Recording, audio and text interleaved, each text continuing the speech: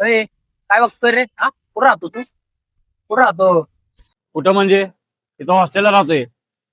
बाळा, नीट राहायचा. कामाला आलाय ना, शिकायला आलाय ना बाहेरून, नीट राहायचं.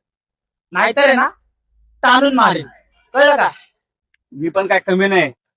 बाळा आता शहरला चाललाच तिथं चांगलं राहा. कुणा संग भांडणं करू नको, काय नको, सुखानं राहा.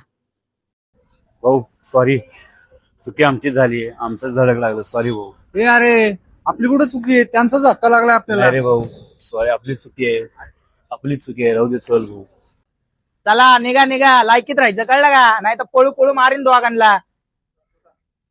भाऊ कशाला सॉरी म्हणला त्यांना? आपली चुकीच नव्हती. नाही, चुकीचा प्रश्न नाही भाई. चुकी त्यांची नव्हती, चुकी आपली आहे.